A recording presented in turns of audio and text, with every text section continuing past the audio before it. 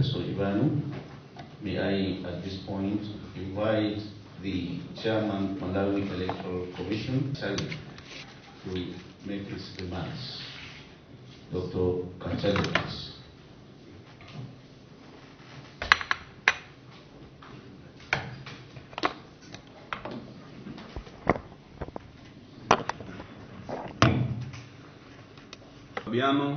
And Commissioner Mr. Richard Chapweteka and the entire delegation from the Malawian Electoral Commission.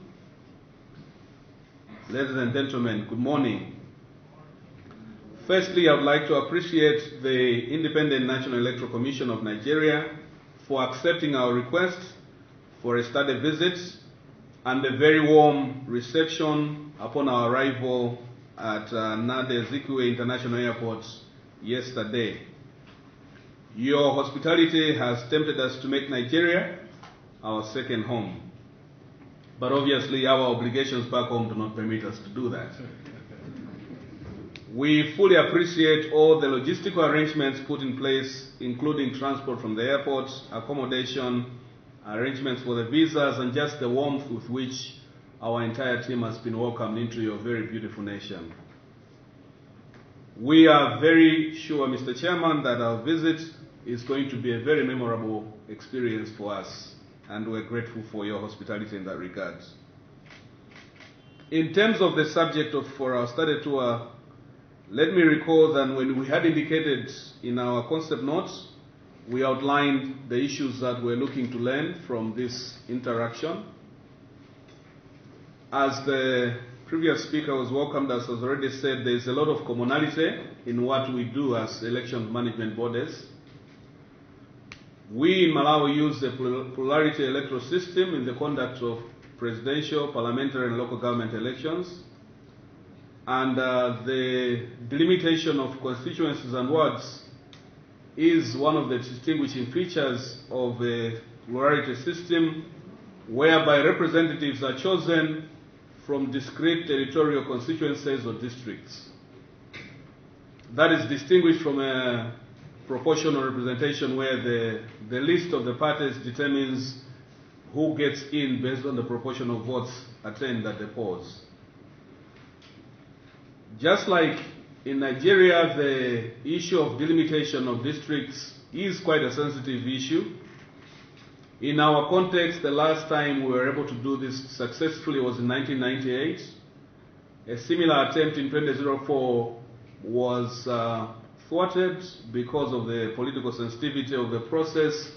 Part of the challenge was that the activity was being conducted too close to the polls. And you know the sensitivities that arouses. And that is why this time around we've tried to do this, because our next general elections are scheduled for 2025. So we as a commission are mandated to undertake this process. We have been delayed in our calendar of implementing this because of the COVID-19 pandemic, as you must be aware. And in our concept note, which we shared with the Commission, we outlined some of the thoughts that have gone into identifying where we should go and learn. One of the issues that we would like to learn so much from Nigeria's Commission is the issue of managing the voter distribution, but also questions of ethnicity and legitimacy of the proportions of voters that you require to constitute a valid constituency. In our law, the Constitution mandates the Commission to ensure that constituencies contain, as far as possible, equal number of voters, in order obviously to promote the concept of one voter, one man, one vote. However, because of demography and other geographic issues, it's not always easy to attain that ideal. We all know that urban settings will always have a higher population density than rural settings, and also issues of the general topography of the land can affect the accessibility of certain areas compared to others. We would like to, however, try to rationalize the current situation. As you can imagine, nothing has been done in close to 25 years, and the disproportionate distribution of the voters is perceived to affect the level, the quality of representation accorded to every citizen in the jurisdiction. We have a scenario, just as a matter of an indicator, where the largest constituency has 14 times the number of registered voters compared to the smallest constituency. We would like to try and, as the Commission, mitigate some of the disparities, but we are aware that the whole process is quite a sensitive political process. We have so far constituted 3 teams that have been deployed to 3 different jurisdictions, including Nigeria, Ghana, and Zimbabwe. We were supposed to undertake this activity in the year 2019. After our general elections, as you might be aware, we had a lengthy court case challenging the outcome of the presidential election that delayed the whole process, which resulted in the fresh presidential polls we were able to conduct last year in June. And following that process, that's why we embarked on the current delimitation activity. We recognize that as a Commission the complexities surrounding the implementation of this process, and we believe we can learn a lot from other jurisdictions, including your own. As we come out on this study tour, we have actually already started the delimitation exercise. We have engaged with the political party leadership, both of parties that are represented in Parliament, but also those who haven't yet attained any representation but have traction on the ground insofar as stakeholders are concerned. Actually, some of the issues that we have alluded to in our concept notes have arisen as part of the feedback from the initial engagement. So some of the issues that we'd like to learn from have to do with the legal framework on delimitation, and if there are any reforms that are being contemplated in order to make the process much more manageable and legitimate. What are the key or special stakeholders to the processes, and what nature of engagement do you undertake to ensure acceptance of the final outcome of the processes? In this era of technology, what kind of technology is being deployed at each stage of the process, and to what extent? Because technology has got a very fascinating impact on a lot of our activities as people, but some of the challenges may have to do with acceptability and legitimacy of the whole process. If there's a perception that the technology is subject to manipulation, no matter how well intentioned your investment, it may not achieve the desired results. And what are the main factors that are considered to ensure equitable achievement of suffrage? And how do you rank the different factors? So, for example, we've said in our law the primary factor is there must be equality of voters within a constituency, subject to issues of geographical access, population distribution. Which issues are given prominence over the others? Are there any mathematical models that you employ to ensure that constituencies and wards achieve the right levels of representation? And what sort of statistical data is relevant for the process? In our jurisdiction, there is a National Statistical Office that has the population data.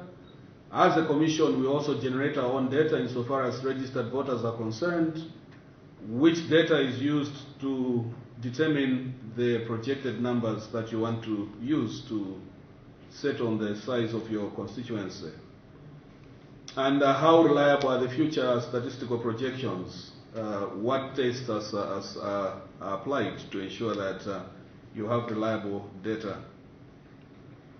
What measures do you put in place to avoid actual perceptions of gerrymandering or other forms of political interference? Obviously, the distribution of the constituencies has a bearing on who gets into power. Our politics, we cannot pretend, has a very strong ethnic dimension to it, and other factors play a strong part. If you are perceived to be creating more seats in areas that favor certain parties, how do you manage those issues? And what are the best practices that an authority can employ to resolve issues of geographical features that impact on the delimitation process? In needs, what other state institutions do you collaborate with to ensure that the whole process is run smoothly? And finally, maybe for now, what scope of civic education before, during, and immediately after the process do you need to undertake? Because the whole process can be undermined by misinformation. If the key stakeholders, who are the voters, do not understand why and how you're trying to do what you're trying to do, it can easily be misrepresented by other people and undermine the investment in the whole project. And yet, as electoral management bodies, our key mandate is to ensure that our democracy grows and thrives, to entrench a culture of regular elections in a manner that will actually contribute to building our growing democracies. And indeed, how does the AMB then manage the transition from the old distribution of the voters and constituencies to the new? When do you implement what has been agreed upon? Does it require ratification by the legislature, for example? So there is quite a huge breadth of issues we would like to learn from our colleagues in Nigeria. Once more, on behalf of my colleagues, allow me, Mr. Chairman, to register our deep appreciation for your very warm welcome. We are very, very humbled by your generosity. We are delighted, I'm sure I speak for my colleagues when I say we chose Nigeria because we felt in a way we're going to learn from a bigger brother. It's good in life to have people you look up to. We are very grateful for what we have experienced this far. We are sure we didn't make any mistake by choosing to visit Nigeria, and we're looking forward to our engagement. Thank you so much for your kind attention. Thank you very much, sir, for that elaborate remark. And in particular, I would like to welcome the chairman to INEC. On this visit, he is accompanied by two commissioners from the commission, Richard Chapweta, Emmanuel Fabiano, and also by the director ICT, Mohabi Chisi, and the man who introduced others before he finally introduced himself, the acting director of Electoral Services, Wellington Katanta. I would like to welcome Kate Mojo, who is the regional elections officer, and Samuel Malasa Panda, the PA to the chairman. So I welcome you to the Independent National Electoral Commission. And let me also recognize the national commissioners, the three here, the commission secretary, directors of the commission. The other commissioners who should have been here are actually away in Lagos. We usually our heads of ICT for the commencement of the fiscal registration of voters in the next, I believe, 10 days from the 19th of July. But they are all on their way back. I'm sure the head of ICT will be excited to know he will be here this afternoon back from Lagos. So there will be an opportunity to meet with the commissioners before you leave. And this meeting was scheduled to hold much earlier, but COVID intervened, and therefore we couldn't schedule. But as we say in Nigeria, God's time is the best. And actually, this is the best time for this kind of visit to happen. We have just concluded the expansion of voter access to polling units in Nigeria after 25 years of unsuccessful attempts. And we are also in the middle of voter registration, which is again historic for Nigeria and for the Commission, because for the first time we're also doing the voter pre-registration online, which will now be completed physically or in person at designated centers nationwide. So you are coming at the right time. In Malawi, I know that you have been trying to delimit constituencies since 1998, more or less for the same reasons that Nigeria has not succeeded in delimiting constituencies, but most especially the polling units. So we'll share experiences with you, particularly over what we did with regard to the polling units. I think the major ingredient for success is the fact that we consulted very widely. First, there was a document. So we asked citizens not to judge us on the basis of what they think INEC is trying to do, but on the basis of what we are actually trying to do. So there was a publication that we called a discussion paper, and we engaged very widely with all categories of stakeholders. And at the end of the day, it was seamless. We have succeeded in expanding voter access from the 119,974 polling units we had to 176,872 polling units today. We will share this happy experience with you. We're a huge country. In terms of registered voters, we have the largest database of registered voters in Africa. It is now over 84 million. And our hope is that from the ongoing continuous registration of voters, we'll register at least 20 million more Nigerians. And that will take the register to well over 100 million by the time we go into the next general election, which is less than 2 years away. Today is going to happen in 2023. So we have 1,558 polling units for which elections were conducted in the 2019 general elections. We have 8,809 electoral wards in the country. We don't conduct all the elections because constitutionally the local elections, local government elections, are conducted by a different constitutional body called the State Independent Electoral Commissions. But we conduct the national, meaning the presidential elections. We have one constituency. We have the governorship election. We have 36 states of the country.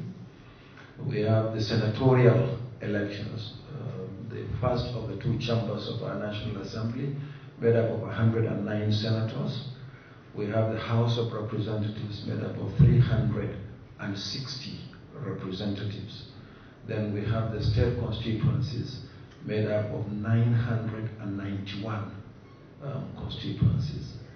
The only part of the country where we conduct local government elections is the Federal Capital Territory of Abuja. And there we have 68 constituencies, the 6 area council chairmen and 62 councillors, making a total of 68. We have studied your concept note, and we tried as much as possible to respond by providing you the kind of information and interaction that you will require. Immediately after this session, there is going to be a presentation on the limitation of constituencies by our Department of Electoral Operations. And then thereafter, you will have the opportunity to visit our Electoral Institute, where again, there will be presentations and discussions. You will come back to the headquarters, we'll hold further discussions. Tomorrow, we'll do the same, and there will be an opportunity for us also to introduce you to the 2 committees dealing with electoral matters in our National Assembly. You will meet the chairman of the Senate Committee on INEC and the chairperson of the House Committee on Electoral Matters and some members of the committee that are available. The reason is that the issue of constituency delimitation is not solely the responsibility of the Electoral Commission. It's a joint responsibility between the Commission and the National Assembly. So it's also good to engage with members of the National Assembly. It may be the same thing in Malawi, but we thought we should add that to your itinerary. So I welcome you, Honorable Justice, the Chairman of the Electoral Commission. You are actually welcome home. Thank you. Abuja is home to all Africans, and INEC is home to all electoral commissions. And we will also look forward to a similar visit to Lilongwe to also learn from you. It's not a one-way traffic, it's a two-way traffic. Just as you also learn from the little thing that we have been doing here, we also look forward one day to learning from what you do in the Republic of Malawi. So on behalf of the Commission, I welcome you all. The next 2 days will be very, very busy for us. And feel free to ask questions, seek clarification, and we'll be here to support the Republic of Malawi. Thank you very much, Chairman. Thank you very much to the team. Thank you very much, sir. The next item on the agenda is a group photograph, which will be taken at the foyer of the Commission downstairs. May I use this opportunity to thank my colleagues from the Port Estate of the realm for attending and covering this occasion. Thank you very much.